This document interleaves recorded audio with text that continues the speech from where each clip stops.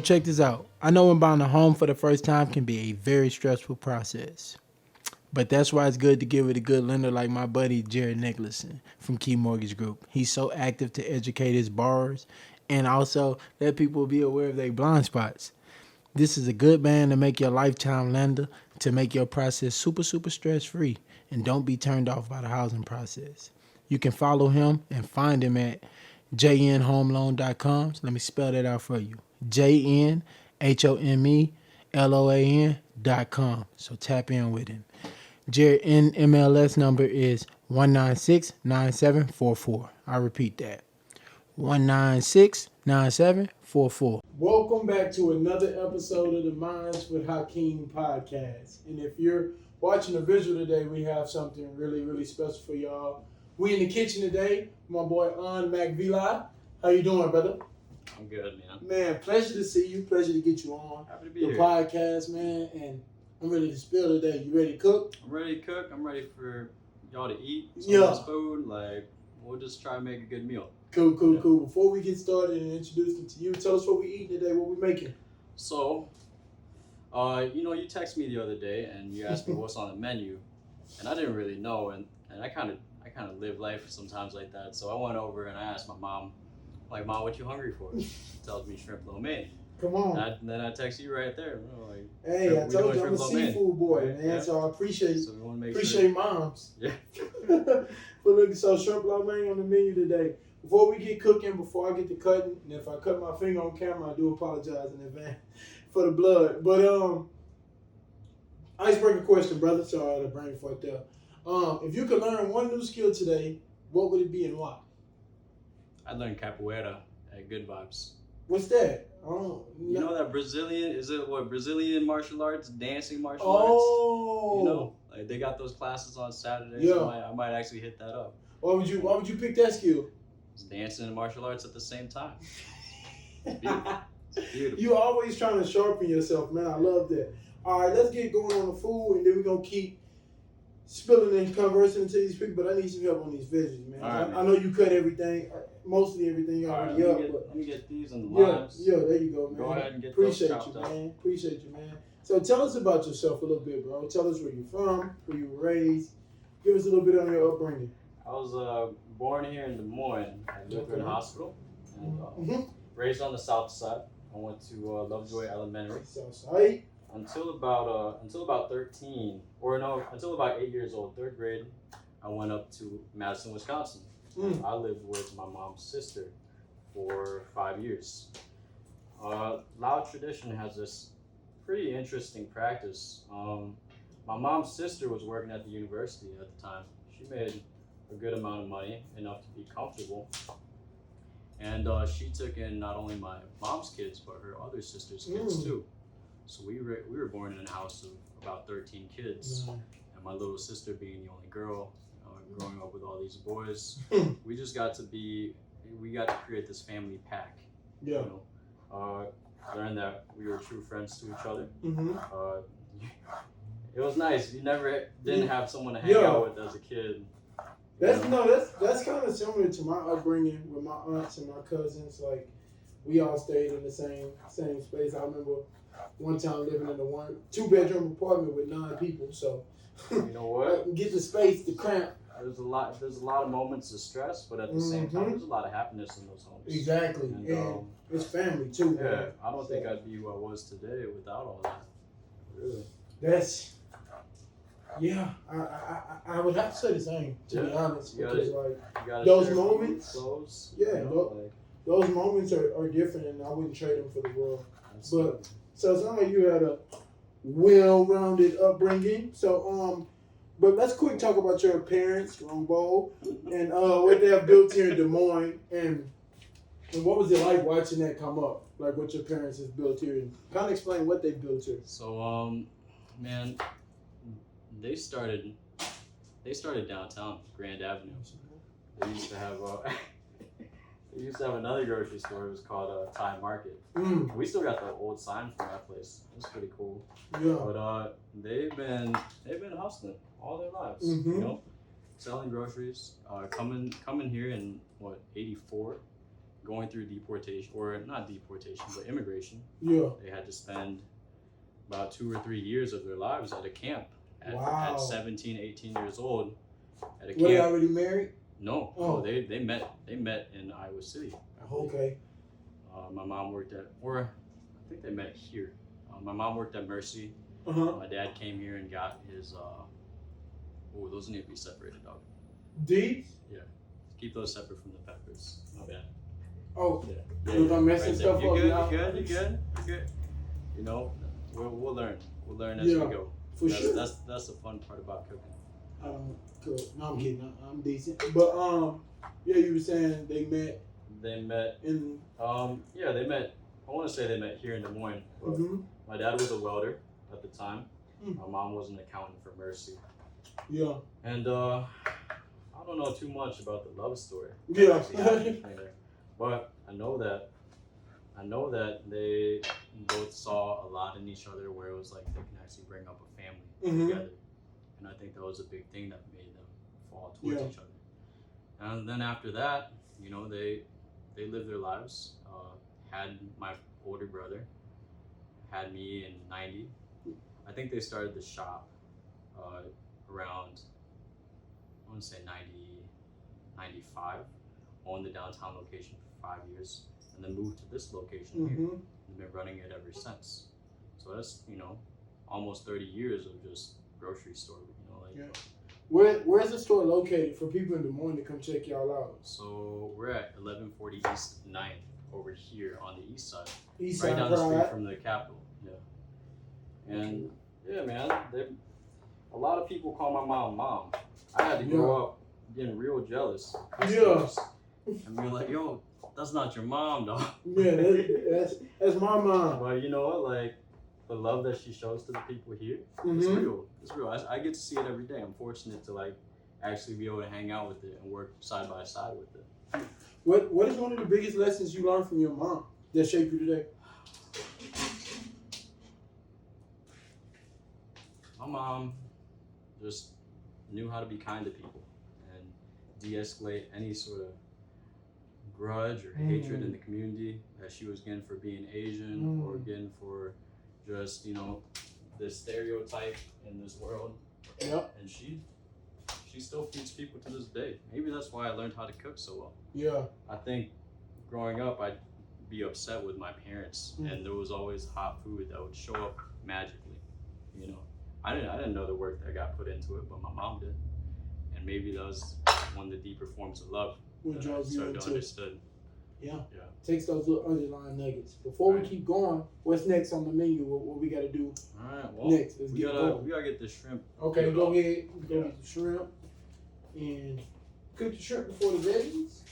So what we're gonna do, we're gonna prep everything first. Okay. Before we even start throwing anything in that wok, we just gotta get the shrimp cleaned off, Mm-hmm. and then have it all, like presented nicely. Okay. Here, you know. Yeah. So it's like that TV magic where Boom. you don't gotta run around with the chicken, you know, like a chicken. It was your hair cut. Yeah, right. That's good. That's a big secret to cooking, is that make sure your ingredients are fresh. Yeah. It's called mise en place in Mhm. traditional culinary. It's a process, man. It's a process. That means mise en place is French for everything in its place. Mm. And that's something you learn quickly as a chef or as a cook. Learn something new every day, no? Mise en place. Some pies. I'm really ready for this shrimp now, man. You know, I've been on my vegetarian grind, and he was trying to make a vegetarian dish, but I told him no. Let's get to it, man. Okay, so let's put that. Let's bring that here between you and I. Yep. The shrimp? Oh, the shrimp. Yeah. Oh, okay. And then, yep. And we're gonna throw it into. Yeah, this is the thing. When I say like, I kind of move as I go. Yeah. You know? So. You feel it? Peel them, and the shell can go right back in Okay. there. Cool. And the good shrimp, the ready shrimp can go just like that. Boom. All right, now let's continue. What's one of the biggest lessons you learned from your father? My dad can build. My dad grew up in the jungle, Laos, so he can like build anything from anything. You know, you look a lot around this house. You look a lot around the backyard, even in the shop. Mm-hmm. He has very good carpentry and engineering skills. It's a big part of my happiness when I get to build something with my day, whether that's a meal or whether that's actually structural and something that brings happiness or practicality to the world. My dad spends his whole day doing it, and I understand why. Non-stop. Non-stop. Do you think, on top of his building, do you think his work ethic shaped you in a way? Because you seem like you never stopped to me. Yeah, I'm both my parents at the same time. Mm-hmm. And that's the reality of a lot of us. We're byproducts of our examples of love, Mm-hmm. we're byproducts of our examples of teaching and growing, and what we see as progress in the world. But looks a lot different to people. Yeah, it does. But it can also be unhealthy. Mm-hmm. My parents don't know how to relax. Yeah. I had to gain that knowledge as a grown up on my own to say, hey, I need my time. I need to be able to rest and ease and be happy with my day, or else this work will just bury me. That's huge. Yeah, I think our parents teach us a ton of things good, and some of them be bad, but we got to be able. They sharpen us enough so we can weed those out ourselves. So it's huge that you say that. Yeah. I think about that a lot. How much my parents has taught me, and what I weed out and what makes work for me. Like factoring in rest, and different generations, it look a little different. Yeah. Which they might have their views and opinions on our generation. They do. And we got ours on there. So that's huge for you to say that. How important is family culture to you? Just like with everything y'all have as your family, how important is that to you? So it's more than it's everything to me. Mm-hmm. And it's funny because like everyone, you and Ben have been using this term that I'm not like crazy about. It's traveling chef.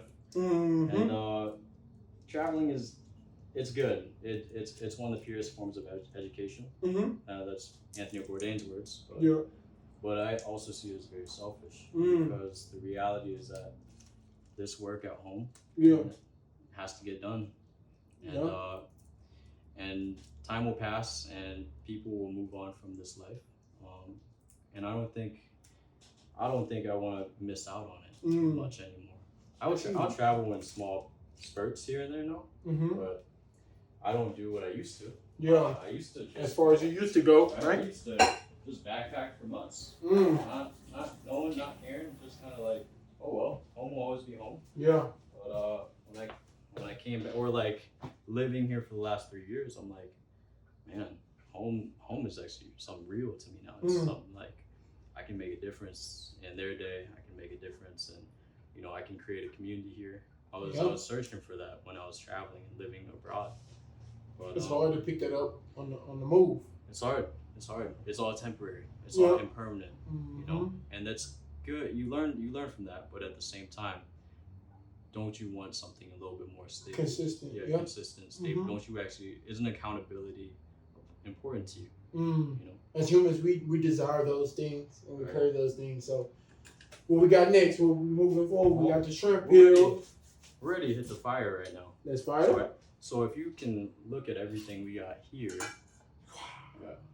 all of our ingredients are prepped, our shrimp is ready. So remember, this is how we're gonna do it. I'm gonna do half of it. So I'm gonna make one meal, one batch in its completeness, and then I'm gonna coach you through the next. And I'm sitting the sideline on this one. Is that cool? Okay, yeah, that's perfectly fine with me. Cool. So you kind of hinted at being a traveling chef, which you just admitted wasn't your favorite term. I do apologize. It's all good. So, about as a traveling chef during that time of your life, what part about the job did you absolutely enjoy the most? Outside of the flavor of food. Always the food. The food is very special. Always. Because it's unique no matter where you go, but you also learn that the people that don't owe you anything, that didn't need to take you in, that didn't need to feed you, they have their own energy to it. And I honor that a lot because, It was weird. I was this in between a foreigner and looking like I might be from there, brown skin. So people didn't know how to treat me. People didn't know if I was rich. Some people thought I was. Some people thought I was just a local. But no matter what, the way they served me felt similar. That food still tastes the same no matter where I came from. And man, when you see people in that naturalness and in that kindness, it sticks with you. I remember I was dead broke on a bus from Malaysia to Penang, and I ran out of money, and I had to call my brother and get some sent into my bank account. But a dude saw me walking with my backpack, asked if I was hungry, asked if I was going somewhere, if I needed to shower. He put me up in his place and was like, "Hey, I got you a train ticket. You're gonna go there tonight." I was like, and I sat there and I cried on this train, drinking this the last of my soy milk and the last of these cookies I had. Yeah. And I was like, man, this dude didn't owe me nothing. He didn't have to do anything, but he put me up in his crib just to be like, hey, get cleaned up, and we're gonna get you on to the next part of your journey. Because I don't want to see you out there on that street, just wasted. Living. Yeah. It's good to know that there's people like that all around the world. So that's good. Like, I love hearing stuff like that about people. Anyway, let's hit this real quick, okay? So, important piece of stir frying is the kind of oil you use. Okay. You want to use something that's high heat. Corn, vegetable, sesame oil, high heat. Olive oil will burn. Butter will burn in the pan, right? So, let's say a tablespoon. Sure, all right? Tablespoon. We're gonna hit the onion first. Okay. So I'm gonna use half. Okay. Put that down. Ginger and garlic already mixed up. Yeah. Sliced and mixed. Right. I like big raw pieces of garlic. Taste better. And is there a reason you do the onions first? So what happens is that these are the aromatics, right? There's a lot of good oil that's in these spices, right? Okay. Vegetable, right? You have that, taste to the onion. You want to reduce down the sugar. Yep. And you also want that aromatic to spread into the oil that you just put into the pan. Makes sense? Right? So it flavors the oil at the same time you're cooking it. Right? After that, you throw in some shrimp. Throw that. Still it from my hand now. That's okay. And you cook how much you feel is comfortable for you. If it feels like too much, you don't have to do the rest of all that. So give that some time. I can sit for a while. We can transition. Oh, you still going? No, it's okay. That needs a little time. A little flavor. Yeah. So I asked you what was the best part about being that traveling nurse. What part did you enjoy? You call me a traveling nurse. Oh, traveling nurse. Traveling chef. My mom's a nurse. I'm thinking about my mom over here. You got to get my feelings. Traveling chef. My apologies. So the question is, what's the worst part? part? What part did you absolutely did not enjoy on your journey? If any. Yeah, it's hard. Let's see. Let me think about that real quick. I think I just really didn't like being away from my family. That was the hardest part. My grandma was getting older. My mom was having trouble, running the shop, taking care of things around. My dad never complained. That's just how he is. But because that family is so important to me, it'd be cool. They get excited about seeing where I went, what I was doing. But I didn't like being away from them. I didn't like having those quiet nights at home, doing things like this. This is what we do as a family. We come together and we eat and we talk and we chat, and, gossip about whatever. And that's legit. That's a legit part of the job that the journey that you were on. Yeah. You always there's pros and cons to everything. Exactly. It goes back to that culture you were just speaking of that you miss and you crave so much. So no surprise. That's your answer right there. What is the most fascinating place you had the pleasure of cooking, making food at? So in Thailand, there's a place called Chiang Rai. It's a northern village up in the mountains, and I was on this gig called Workaway at the time, and I found this job that they needed a chef for a Muay Thai camp. And man, I got to live there for 2 weeks, train every day, cook for these fighters and cook for some of the newbies that came in. Learned a lot, got my ass whooped back and forth, you know. Absolutely. But man, the kitchen over there wasn't nice. Yeah. It wasn't clean. I had to clean it all up. I had to dust out all the pots and pans. I found spiders hanging around everywhere. Like, it was a scary kitchen. And you know, at some point, the gas would run out. You'd have to use wood fire. You'd have to cook. You know, you'd have to get your water from the well. You know, that took work. That took this extreme amount of work where we have all these luxuries now. It taught me more. And I didn't run away from that work. I said, hey, you know, I gotta do this job. You gotta figure it out. And being in touch with that nature made it more rewarding when you're eating. You know, you're absolutely famished by the time yeah, and I got a question to that, honestly. Why do we value things like that we physically put our hands on and change more? Tangible. Yeah. Tangible, you know?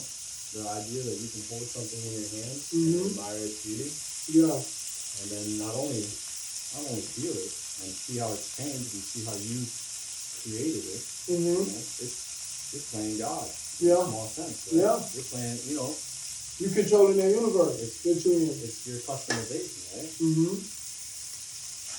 So, what kind of noodles are those? These are udon noodles. Udon noodles. Right? Really?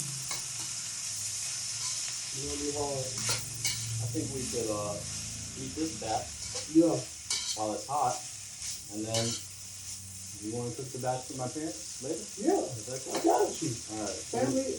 Family culture, man. I got you. So you see how I kind of do that together? Yeah. All right. So mom's still gonna get shrimp and all that. Yeah, come on. That's what I'm saying. So it's a little bit of teriyaki sauce. This is easy, right? Yeah. There's a little bit of black vinegar. Okay. Okay. Is that stronger? Black vinegar is more for the color and for some acidity. All right, this is some sugar. This is black pepper. I don't know if mine's gonna be this good. It's okay. We'll figure it out.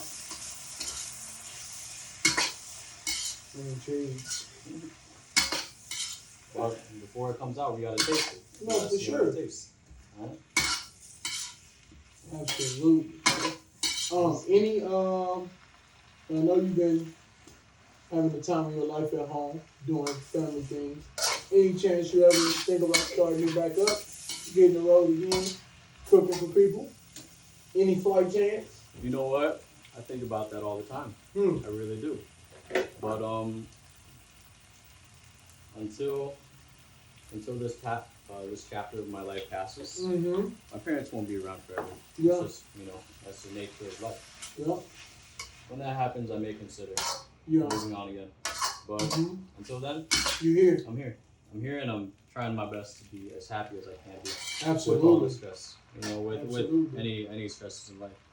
Just taste that. See how we feel.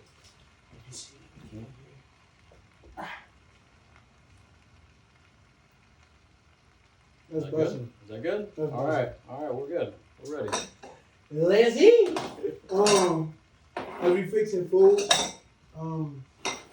How do you stay grounded and stay content and stay happy through this stage of your life? Because a lot of people struggle these days with staying happy. So how do you stay on top of your happiness? What are some techniques you do? It's funny, I actually asked myself that question not too long ago. Within a few months ago, I identified at least two major parts to that happiness. And one is your body movement. You know, that yoga that you gotta do, that basketball you gotta play. You gotta keep your body, your physicality healthy, right? Health as well. No matter what it is, you know, you just get that time and get that sweat out of you. You're purifying your body through that. The second part is that tangible progress we were talking about. Hands on.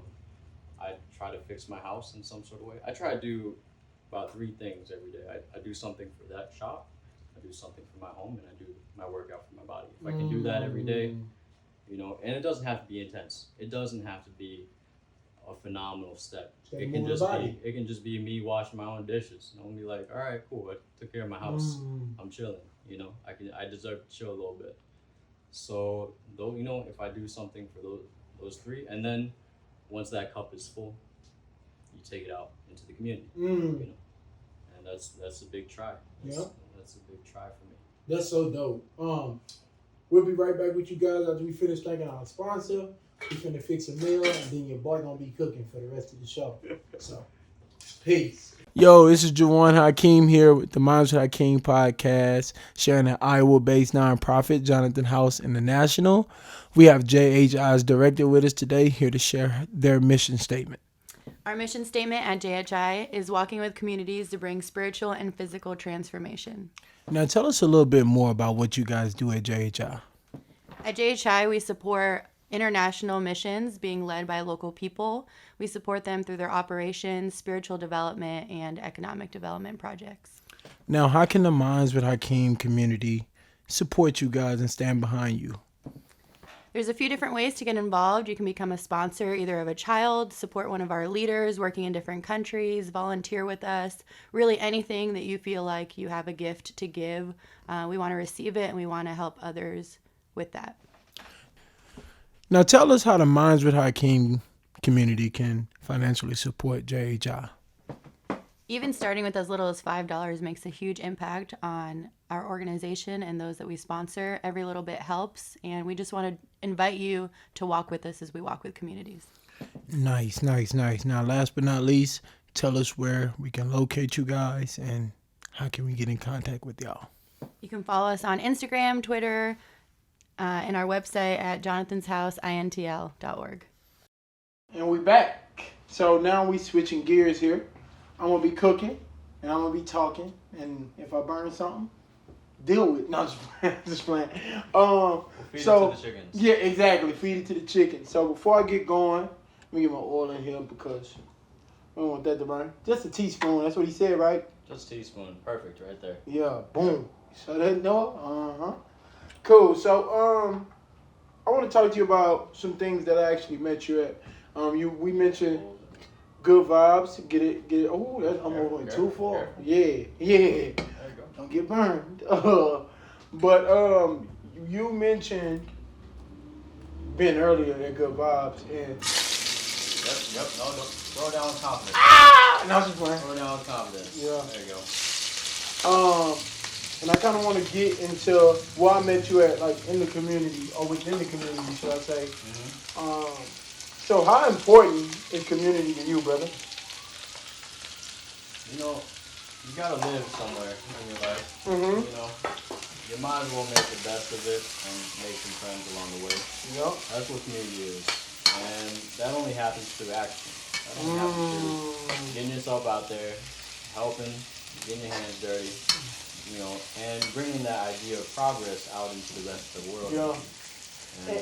And you use my bad, go ahead. No. Ben does that. And he embodies it. Yeah, he embodies it. Mm-hmm. And I can't believe I lived here this long without getting there. I've only been there for about like a year. Really? Same. Yeah. Same. So it took me a long time to find that, even here at home where I grew up. Yep. I can really smell those flavors you were talking about from the shrimp ready. It's shrimp time now? You ready? Let's do it. All right, you ready? I'm going to get them in there. Go ahead. Appreciate you. All of them? Come on. We got to feed the family good now. You're right. We ain't going to do that. Come on, no. But let that sit. Let that sit. Let that I was fry trying up to get a them little flat. Yeah. You good? Yeah. My bad. But yeah, you said you just met him a year ago and got involved. Same as well. I really like the fact that you mentioned action because a lot of my life I set the sidelines and I didn't take action. Mm-hmm. So what is the hardest part for you to take action? You've been here for a while and you're doing things in the community now. What is the hardest part about taking that first step? The hardest part is thinking about it.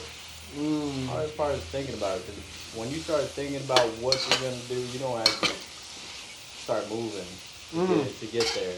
Yeah. So I get stuck in my mind. Well, you know, I've had moments in my life where I just get stuck. Yeah. Because I'm like wondering, oh, which way will it go? How will I do? Is the stir fry gonna be good? I'm like, in my mind, but once you start whipping it, you're in that action. You're in that flow. Yeah. You know. And I think that's a. Now I would repeat that. Like once you start thinking and trying to plan everything out, planning is good, thinking is good, but when you overdo it, nothing happens. Yes. You know, nothing happens. And I heard a term recently that I love to say. I think it's gonna be my favorite term this season. If you release a product or you start helping the community in this sense, at this time you're already late. Like you know, you don't want to release the perfect product. So, like you say, you just got involved really a year ago. We were late, but we're doing it now. So that's all that matters. Mess some stuff up. You're okay. What is it like? What do you like about the impact that not only good vibes that a lot of people around Des Moines have in the community? Like what is that inspiring you? You know, being part of the community is also you're being there. You're present in that day, and you're saying hello and goodbye to people and opening up to them about real problems or real things, real issues in their everyday life. That's the impact that I get. You know, when someone actually like stops looking at me as a stranger, and we know each other's names. Yeah. And we can offer something to each other, whether that's help or service or food or anything of the nature. Yep, I feel like you kind of speaking on me and your relationship. Yeah, right.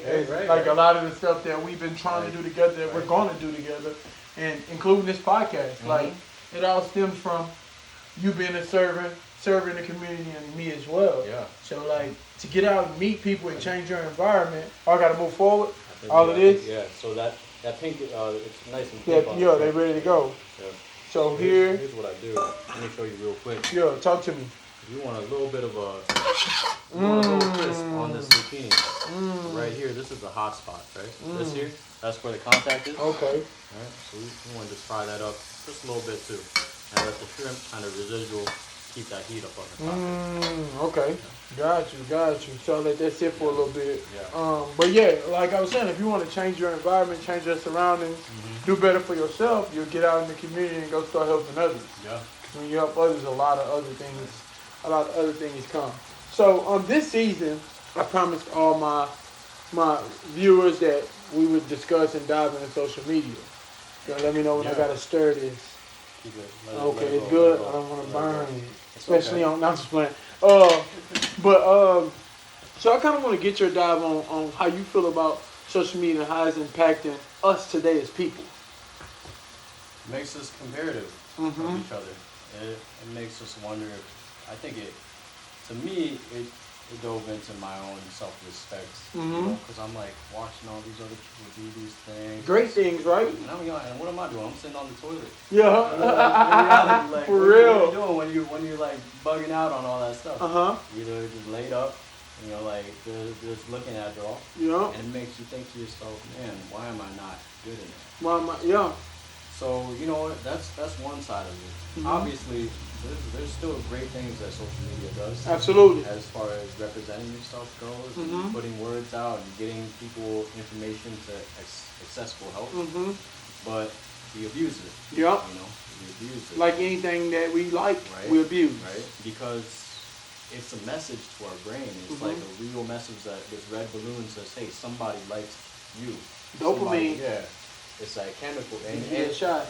Create that imbalance. Yep. Create the addiction. Every buzz, every notification you see, every time you just feel this like jitteriness that people like what I'm doing, and then you put numbers behind it. Numbers are poisonous, man. Sometimes numbers can be so absolutely bad. And it's a way to track everything. So, are we ready for those now? Yeah, I'm ready. Boom. We'll flip that a little bit. Let's hit that. Let's see that. Let's see if we got any. Okay, we got a little brown. See, see the brown on the other side? That's what we want. Cool, so we can douse that, all of it, half of it. I'm going to turn this heat up on you too. Okay. You don't get burning. But yeah, just like that little douse of dopamine you talking about, like, I think that, like, as well. I'm with you, and just notice how all the machines are set up. It's set up like slot machine stuff. Twitter, Instagram. So that the dopamine. I remember serving in the community for like my third time out here in Des Moines, and I went home and I told my fiance, soon to be wife, that this is a shot of dopamine that I love. Getting out, seeing real people in the world, shaking real people's hands, feeding people who I'm not better than, I'm equal to. Yeah. I just care about them as well. Yeah. You know what I mean? Yeah. So, like, that shot of dopamine is what we got to get back to, man. Like, in the community being active, because these apps are killing people. Well, go ahead. They are. I remember the first time I went to go help Ben out at Good Vibes hand out food. There were shots popped off. At the kids, he was telling me about that. Yeah, at the kids, and we didn't stop.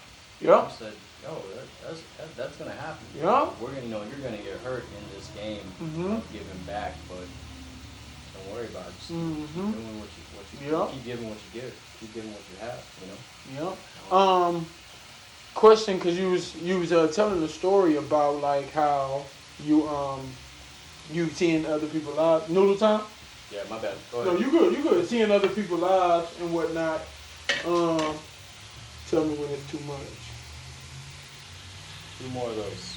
Maybe 3 more of those. Yeah. Oh, Whole thing. Just dump whole thing. don't want to lose it in the vent. Hold on now, whole thing. Whole thing. Yeah. Okay, We got okay. room. It's a big walk. Okay. There you go. I'll take that for you. Yeah. But forgot, where did I leave off at? I was telling a story. Yeah, about you being you said I'm just on the toilet and and you preparing. So hold up, I gotta hit it with teriyaki. Yep. Boom. Hold up. Fill this up. Fill that up. Yep. Okay. Okay. Maybe a little bit more. Maybe a little bit more. Like half of that. Okay. Oh, Perfect. That's okay. That's okay. Whoa. Got a little heavy on that. Got a little heavy. All right. And we here right with it next. Just a pinch. A pinch. A little bit more. Splash. Yeah. Come on now, Pete. All right, now Sugar. I got my sugar. Sugar. I'm gonna go 4 teaspoons. Hang tight with your boy. Good. Oh. That's okay. Oh! Some marble He count. laughing. I know he laughing. I ain't even look up. I know he laughing. What you want with me? But yeah, in that comparison, how do you stay grounded in that? Like, what are some things that you do to know that this is a highlight reel? Like, everybody have good days, everybody have bad days. And this is a highlight reel, and I'm not going to compare myself to that. How do you stay grounded in that? Well, trying to limit it is one thing. Yes. Trying to limit it. I don't, when I go to work, I don't love to keep my phone on me. Yeah. Because it creates distraction. Mm-hmm. Once I'm there without that pacifier, I'm actually getting real things done. Mm-hmm. But if it wasn't for the active community, like talking about these things, then I'd probably be just as lost in it. Yeah. So I think bringing light to it in conversations with you, your friends, Absolutely. people that you care about. Hey, this is an addiction still. This is real. Even though it's part of our everyday life, Yep. Yeah. So to be grounded in it, you just gotta Know your limits. You gotta just know, how much time to take away from it. And guess what? That's more time than you think. Instagram has that part of the program where it says you can look at your activity. Yep. You can can track how much time you spend on it. So just be more mindful of that. Just open it up every now and then and be like, dang, I spent 52 minutes on here. What am I doing? So Wasting time. Wasting time. Comparing yourself Like, to. hey, if you got time to waste, you're in the waiting room. Do you? Yeah. Live it up. Like a bunch of things, sure. But when it's time to do things that need done, just put it down. And that's harder said than done. Yeah, no, that's way harder said than done. Before we move on. Let's try to taste it. Here we go. I don't want to burn. Yeah. I'm gonna lower the heat. Yeah, appreciate you. All right, here we go. Here we go. Juice batch.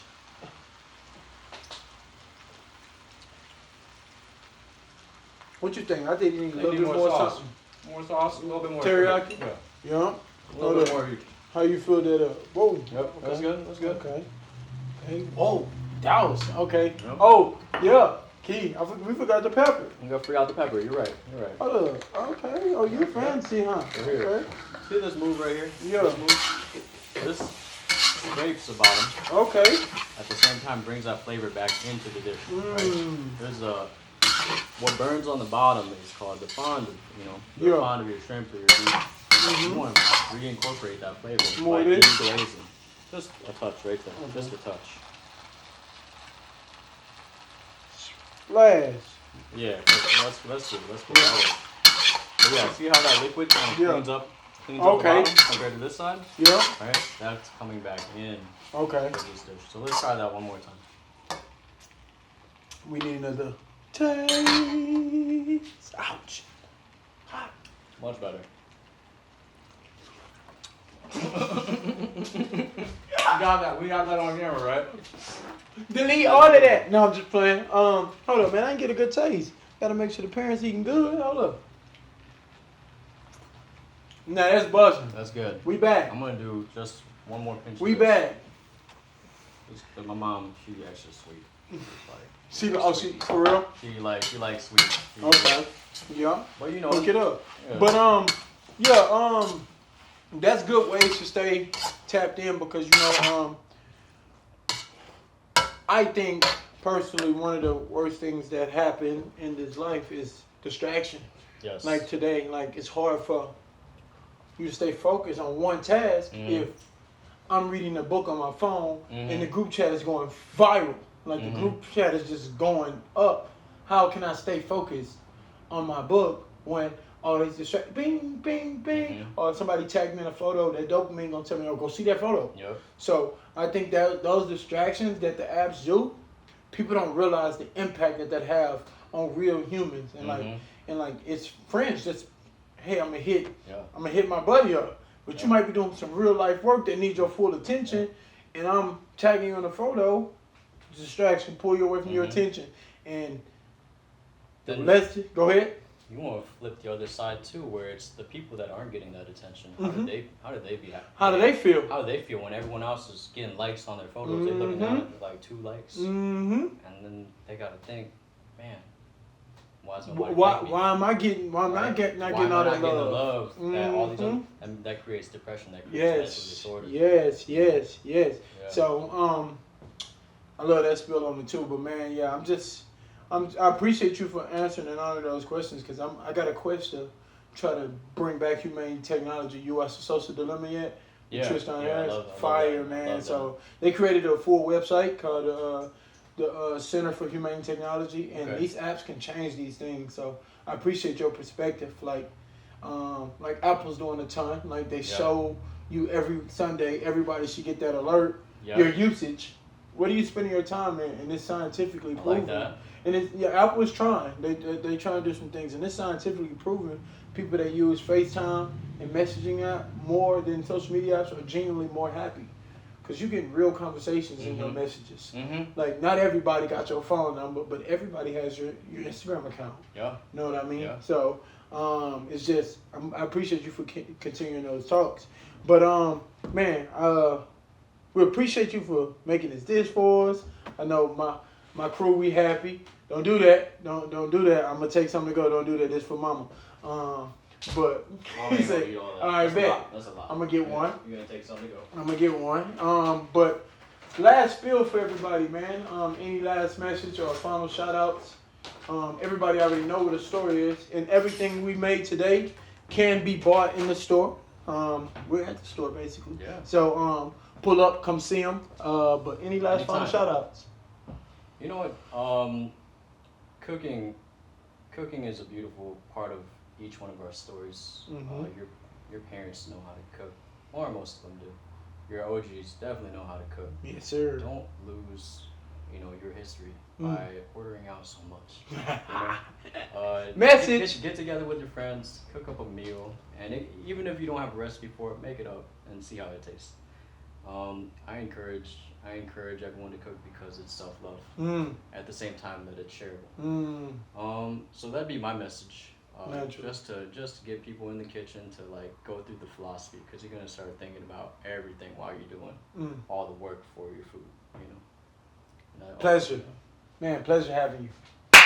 Appreciate that. That was a nice little smack, brother. Appreciate you, man. Yeah, man.